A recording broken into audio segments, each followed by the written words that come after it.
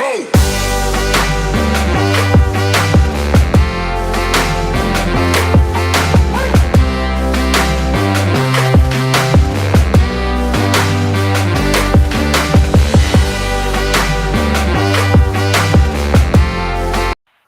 All right, everybody, welcome to Teaching Crypto. This is AZcrypto with MrFOMO. If you have not done so, help us out. Hit that subscribe button as we push to 600 and hopefully 1K soon. It would greatly, greatly help us out. Always smash that like button. MrFOMO, after went off the air a few hours later, the app did open.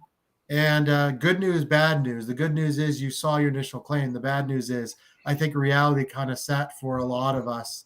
And a lot of people reached out to me via Twitter, and best thing I can say is it's time to move forward as much as possible. Remember, this is the initial recovery, hopefully not the final recovery. There's still a lot of money left in the estate, and there's the Almeida settlement, which is over 22%, and then 130 million. So I guess I can't call it a good day because one, the app hasn't actually opened withdrawals, but at least it's something. I guess you can call it positive because we're moving closer. Some people got less than 35.7%. Some people got more. And the reason was they didn't liquidate everything at once, right? The delay, and remember, they've been liquidating all the way back, setting up for the Binance deal in March. So the stuff that got liquidated in March, well, you got a higher return because you were liquidated at a higher price than it is now. So that's how some people are over 40% and some people are even under 30, even though technically 35.7 was everyone was getting. If you read the fine print, that wasn't true. Yeah, it didn't come out that way, at least not on my account. So, yeah, I took last night and I kind of shut everything down and took the gut punch for a little bit. And then, today we're back at it. So I'm going to figure out how to get those limited funds to grow back into what I had there.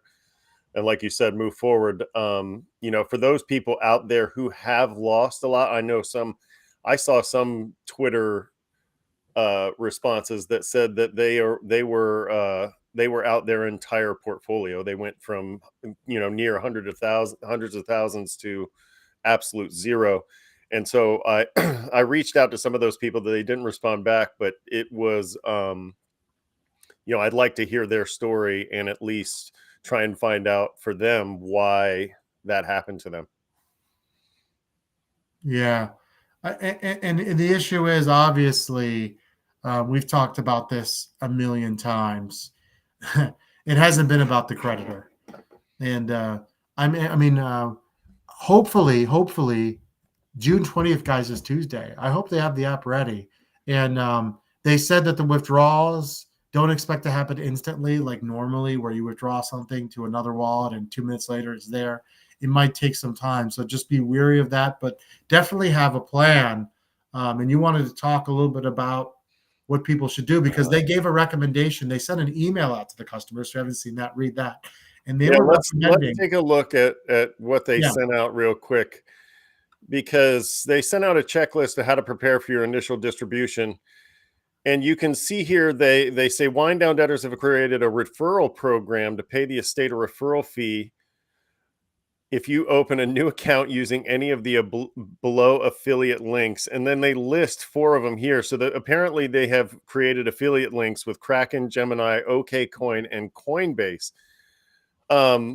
Now, most of you are probably thinking, why would I go back with an exchange after what's happened to me? And you should be thinking that. The other problem is that at least 3 of these exchanges have had their own problems. 2 had their problems with bank runs, and they weren't sure that they were going to make it out of the bear market. But then you've got OKCoin here, who they're recommending you send your crypto to, who is being sued by the FDIC for lying about insurance on their crypto. So, one, I wouldn't take advice from Voyager on where to send my money anyway. So that's a big no-no, is to listen to anybody that's there.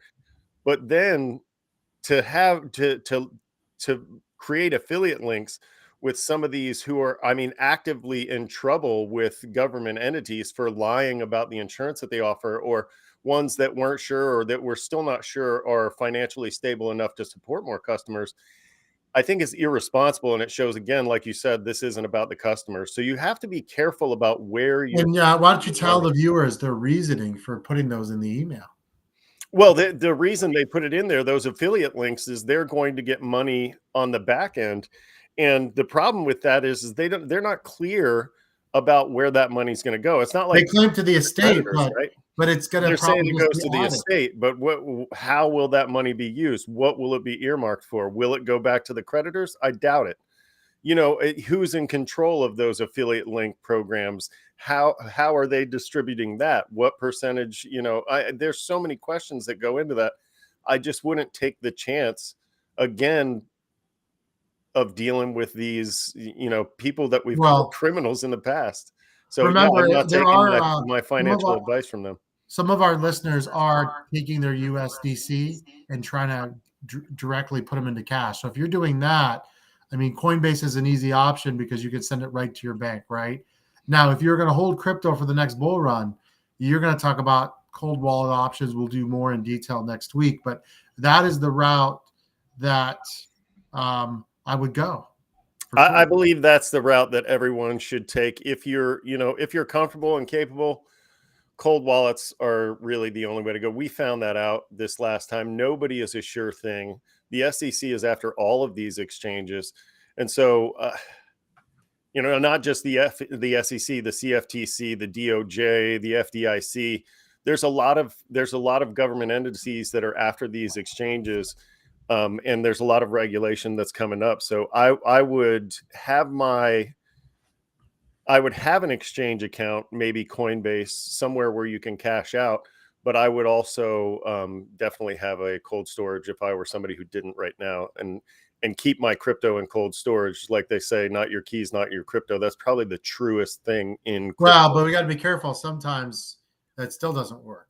So we want to give the whole story as plenty of wallets have been hacked, whether you're talking about MetaMask or Trust. So, and those are not cold wallets, but right. And so, and then there's also problems with companies like Ledger, and they recently had some news that they were hackable, or you could find out the key phrase, through nefarious means. So, it's up to you where you keep your crypto, but I would recommend at least exploring some cold storage options in light of what's happening. But you do need an off ramp, and so FTX. You do need an off ramp because you want to cash in. Because one of the things that we really, really want to stress is in the next bull run, which is going to be over the next 2 years. The way, if you can look at it two different ways, we bottomed out at 15K. I would be astonished if Bitcoin went below 15K anytime soon. I think it's going up now. We talked about May and June being bad months, but I do anticipate sometime in July you'll see an upswing. I can't tell you when. I wish I could. And then you're going to see some more upswings and some more downswings later in the year. And I think 2024 is when you're really going to see some real movement. Obviously, that's the halving. You'll see Bitcoin make a movement. You'll see the alts follow. Obviously, nothing in life is a guarantee. But if you look at all of the last trends, in the cycles, this is what happens, right? Right. But the big thing is you have to be ready to take profits. So the thing on a cold storage, you want to have down your routine of getting your crypto into an exit, so you can, And we'll talk more about that in a later show. But you were going to want to do a test transaction first, and then send. You basically, what you need to do is you need to be able to take your crypto. Let's say you have an altcoin like Avalanche, one of my favorites. And Avalanche goes from 11 to 20 in a mere 10 days. And you want to take profits. You want to be able to get it into USDC as soon as possible. Send that USDC to somewhere like Coinbase or whatever platform you want to use, and then cash out. We have some questions here in the chat I don't want to miss out on. I left one up here for a while. Has anyone looked at their transfer date since the update? As far as we know, June 20th is when the transfer should be allowed, but check your email. Yeah, so the email is the same thing. They said around June 20th. Now, they did deliver on opening the app yesterday. Now, I was wrong about that. But June 20th to July 5th, hello, everyone. Thanks you guys so much for your support. June 20th to July 5th is a gigantic range here. You know, it's a long time. My hope is they do open June 20th, which, by the way, guys, is next Tuesday. But that doesn't mean everyone's going to be able to withdraw, right? Mm-hmm. It might be a slow process. It's not what you're used to withdrawing within minutes, you know, sending something for something else. So November, no, nothing about. I'm not sure about what Bobby means about November. Are you talking about? Let's look at one of these. If we were to wait the 30 days, do you skip the fees for cashing out? I don't think you will be able to cash out after those 30 days. I think no. Well, they're going to liquidate you, but then how you get the money, whether they send you a check or whether they find a way to connect you to your bank again, which they can't do right now. That's the question. Oh, okay. I thought they were doing a 30-day time period. They recommend you take your stuff out. Couple problems here. Your recovery is changing on the app based on what you have. So, for example, I have Bitcoin as part of my recovery. As Bitcoin price goes up, my recovery goes up. As it goes down, and it's slight. It's not like a gigantic range. But on some of these alts, Mr. FOMO, the recovery could vary greatly. You could be up several $100s or down several $100s over the next 2 weeks. So my recommendation, not financial advice, but this is important. I personally would not wait the 30 days to be liquidated, because the problem now is you might limit your return. It's better you take control and liquidate yourself.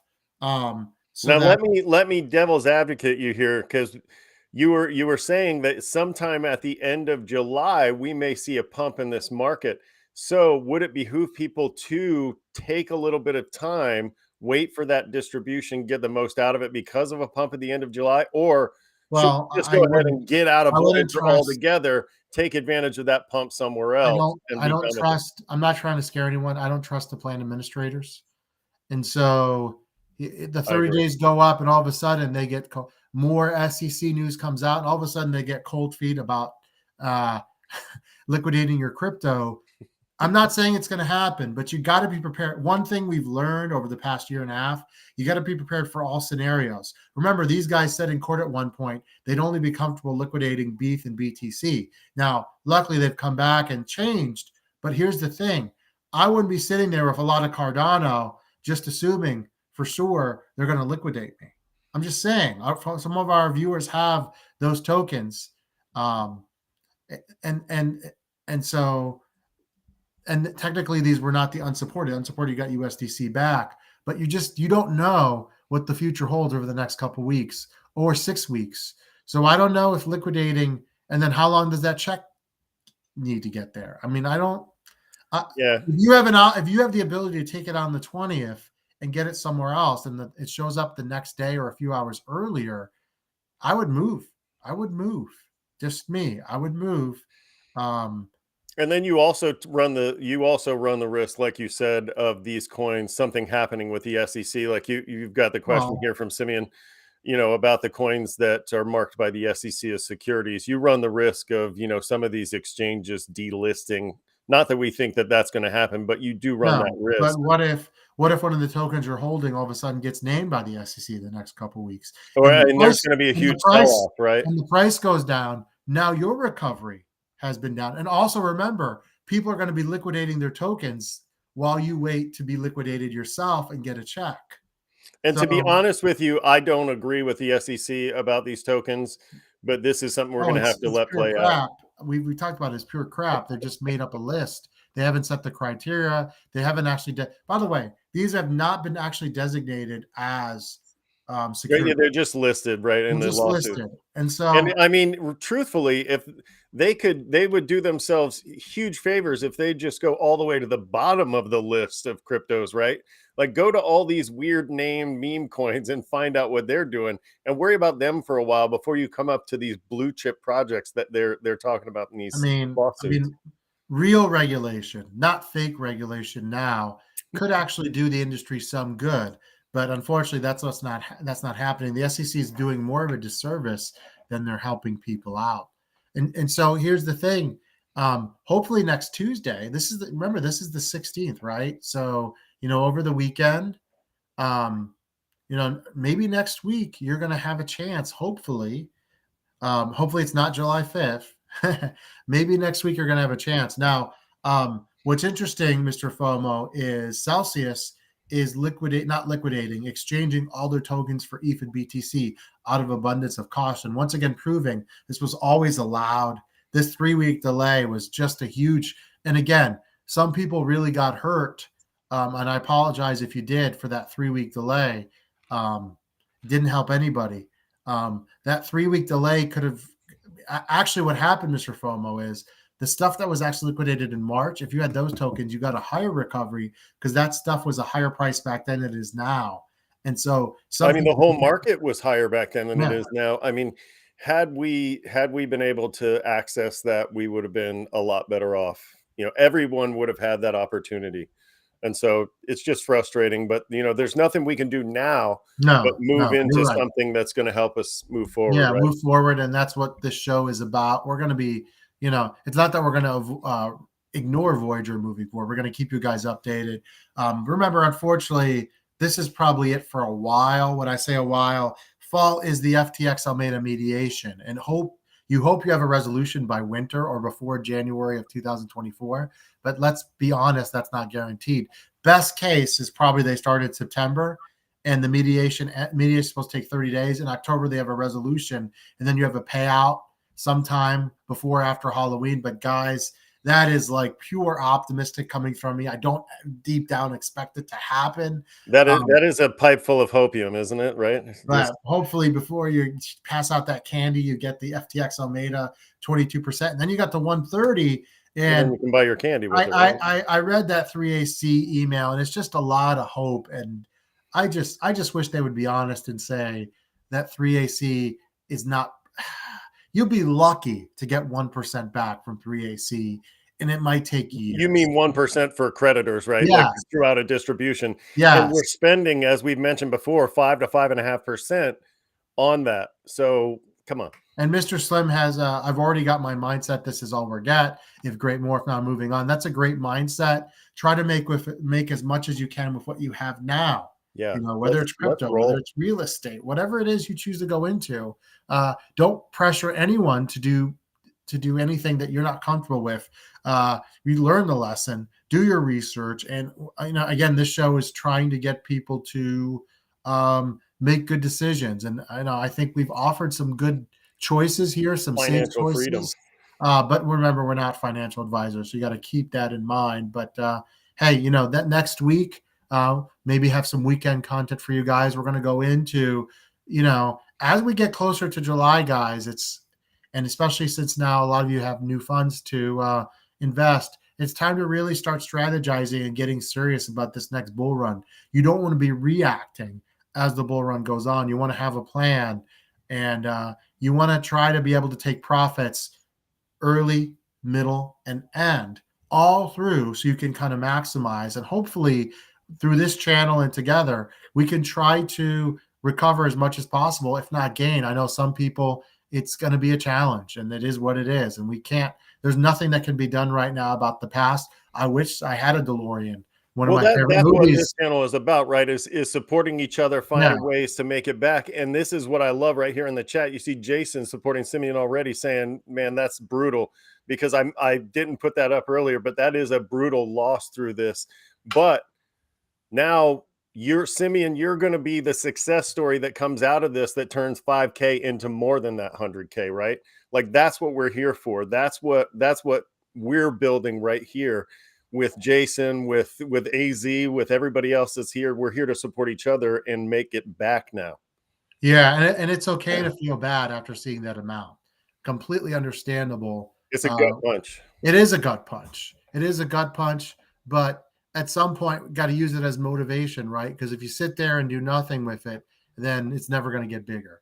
So that's what we're really shooting for and hoping for. And I think right now we're currently in a good spot to start DCAing. So when you get your access to those funds again, you can start spreading that stuff around, and hopefully we'll see the market turn around pretty quickly in the end of July, early August, like AZ predicted, and you're Yeah, going to see some of those funds marching listen, back into your account. and remember the way these things go. If you study the cycles, you never go straight up. There are going to be downturns along the way, and so if you are taking profits, we'll do a strategy show for the bull run next week. If you are taking profits early, middle, and end, what you'll be able to do is when there's a downturn, you'll be able to buy back in and then profit. And we were doing a lot of that before our show, Mr. FOMO. The big mistake we did is we didn't take enough profits. And obviously we'll never make that mistake ever again. But that I've heard it said people who take profits don't go broke. So that's going to be something that we harp on every show is remember to take your profits. Pay and as you yourself take for the your time and profits, research you put in. you're minimizing your risk. Yes, you're not going to the moon, but how many people actually go to the moon? I think this is kind of a myth that a lot of influencers on Twitter, on YouTube, and on TikTok and Instagram are kind of spreading that you buy this token, it's going to take you to the moon. Yeah, some tokens will do a 10x or more between now and the next bull. But the smart money in crypto is transitory money. And I know that's a weird word in finance, but transitory, like people aren't staying in these coins for long amounts of times. Go into the Coinbase, into a Coinbase account if you have one, and scroll to the bottom, even of Bitcoin, and it'll tell you the typical hold time for these cryptos. Bitcoin isn't even lasting a full year. And so that'll tell you what most of the money in crypto is doing. And that's taking profits, right? They're not holding it for 5, 10, 15, 20. Maybe they're leaving themselves some moon bags, but they're definitely taking profits. I would not financial advice, but right before a bull run is a great time to have some exposure in Bitcoin because that's usually the first mover, followed by the alts. And so we'll talk about